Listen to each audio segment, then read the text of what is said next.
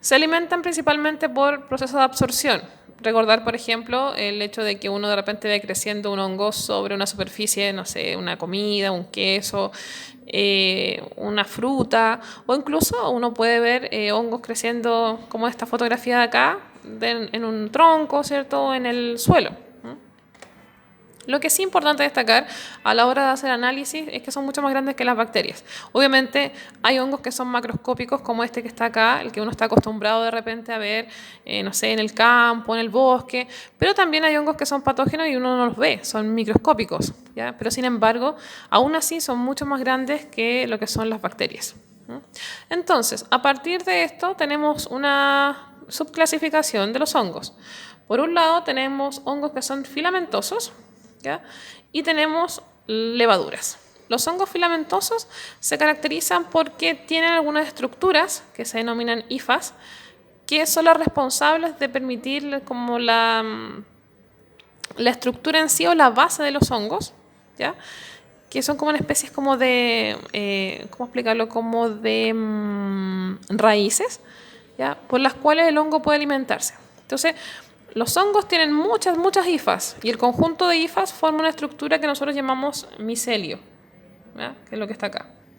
Y puede haber un micelio vegetativo, que es el que se encarga de obtener, ¿cierto? Los nutrientes de la superficie en la cual él está creciendo. Y también podemos tener un micelio que es aéreo. ¿Ah? Entonces, les pongo un ejemplo. Cuando uno tiene una naranja que está con hongos, ¿ya? El micelio aéreo es eso que uno ve, como esa especie como de pelo que crece sobre la superficie de la fruta. ¿Ya? Lo que uno ve es el micelio aéreo, pero lo que está bajo la cáscara de la naranja, ¿cierto? Lo que está absorbiendo, ¿cierto? La naranja en sí es lo que nosotros conocemos como micelio vegetativo. ¿Ya?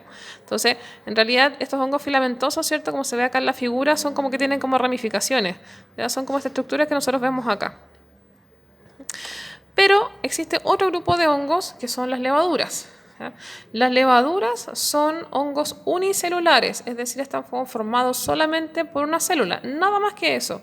Por ende, no forman micelio, ¿ya? No tienen hifas, ¿ya?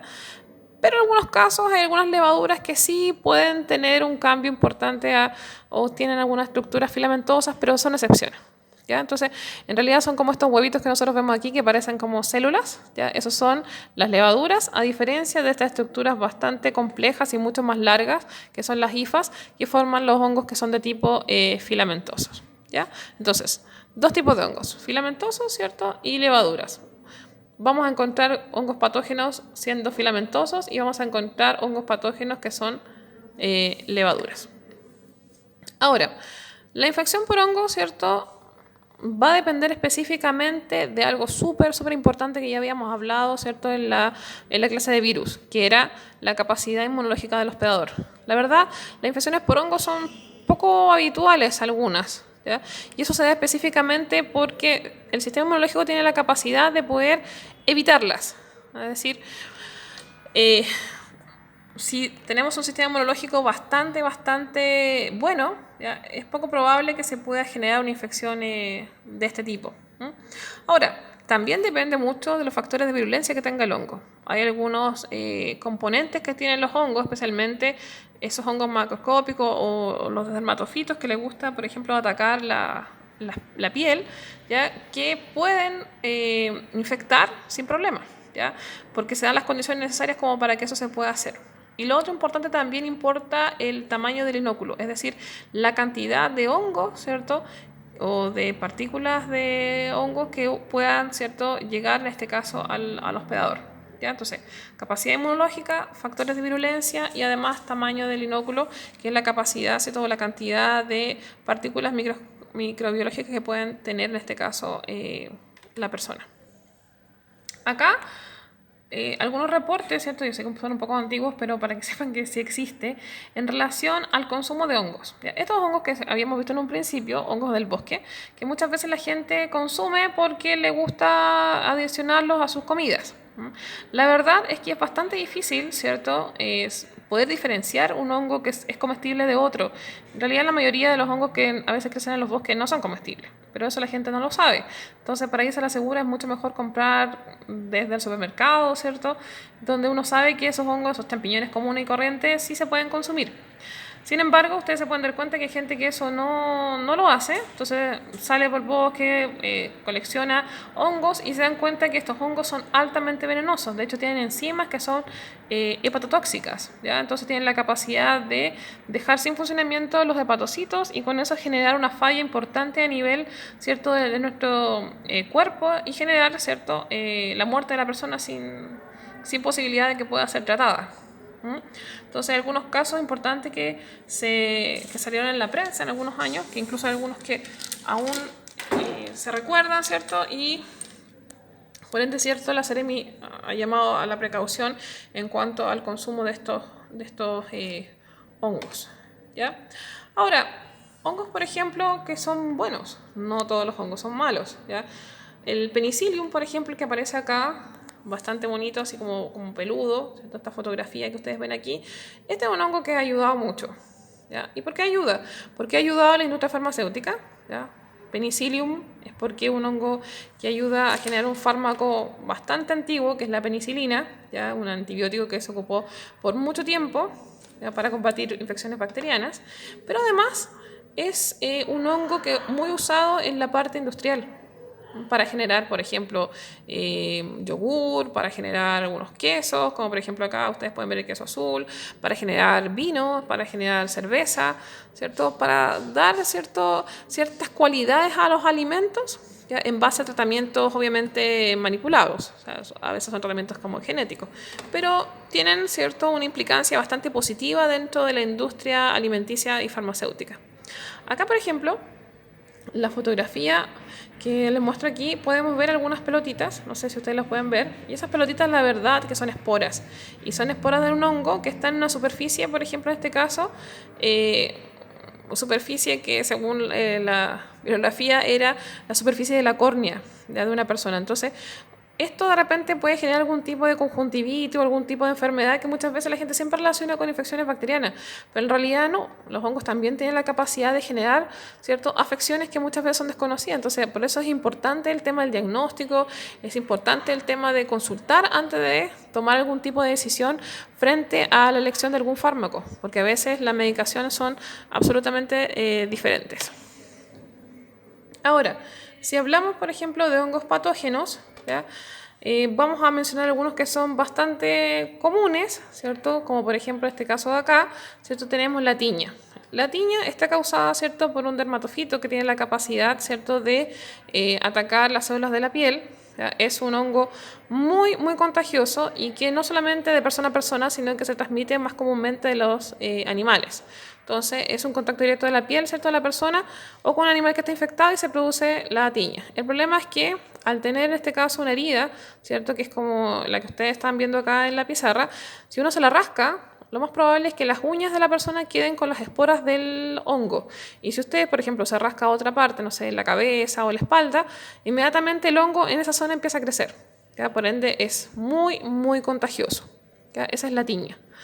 Ahora, otro que es más conocido, ¿cierto?, es el famoso pie de atleta, ¿ya? El pie de atleta, que también es un dermatofito, que le gusta crecer en ambientes con ciertas características. Por ejemplo, que sean ambientes cálidos, oscuros y húmedos. Y eso facilita el crecimiento del hongo.